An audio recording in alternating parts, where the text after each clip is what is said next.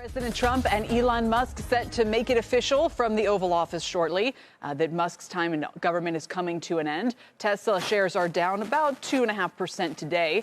They're still up 20% on the month as Elon Musk touted his return to the company, pledging to once again sleep on factory floors. My next guest has been counting down the days. Dan Ives of Wedbush is here on set with me. Good to have you. Yeah, great to be here. Few people were pounding the table more than you for him to step away from the government role here. So is this a little bit of kind of buy the rumor, sell the fact shares are selling off today? Yeah, I think so. I mean, look, it's a pop the champagne moment for Tesla investors because the biggest asset for Tesla is Musk. And I mean, this really today, I mean, they'll have the press conference, but this ends really what was a dark chapter for Tesla investors. And I think for Musk, it took on a life of its own. I don't think he ever anticipated, him going to the Trump White House and DOGE was going to take on this in terms of some of the brand issues as well as everything we saw. How deep would you describe those brand issues as being? Like how much equity value has been lost to the company because of his time spent there? I mean, I think,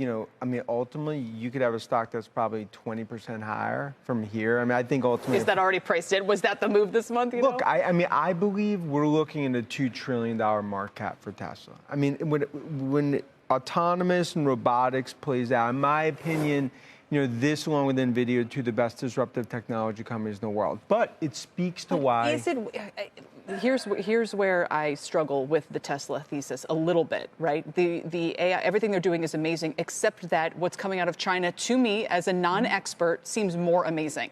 The prices of these cars, the sort of self-driving-ish capabilities that they have. Can you lay out, are those companies as good as what Tesla has? And why is Waymo ahead of them? Yeah. How am I supposed to be so blown away by Tesla when Waymo's over here with self-driving cars already? Okay, it's a great point. But so when you look at Waymo, I mean, essentially in 4 cities, $230,000 cars each, right? So the question there is can it scale?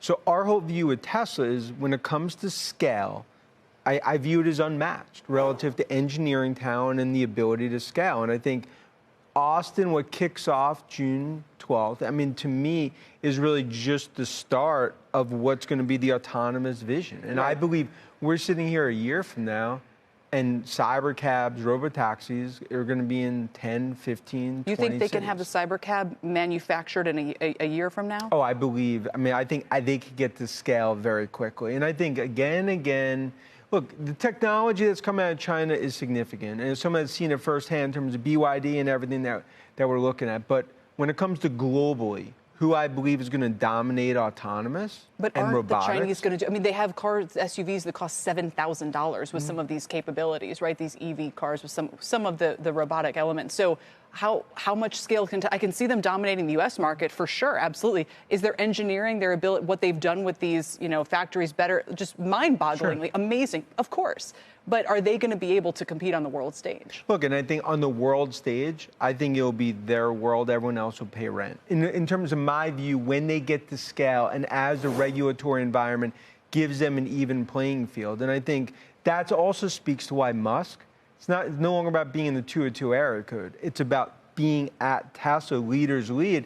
And I think this is going to go down. The biggest chapter of Tesla's growth story is ahead of us. Do you think he's more excited about the humanoid robot than about the future of self-driving cars? I mean, that's where we're seeing so much discussion. It's amazing what he's doing at SpaceX. Forget the fact that even the last rocket launch, making it to where it did, everything else that he has going on right now, so many different touch points with so much promise. Do you think Tesla still retains the same excitement and promise for him? I think ultimately the golden goose, the hearts and lungs of the Musk, ecosystem is Tesla.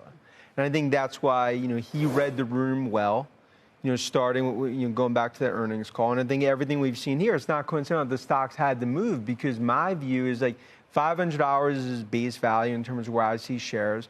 But Kelly, I think we're going to look at next year or two, and I think this is really going to be a golden era for Tesla when it comes to autonomous and robotics, led by Musk. And that's why this dark chapter now, today, ends. I see a bright future ahead.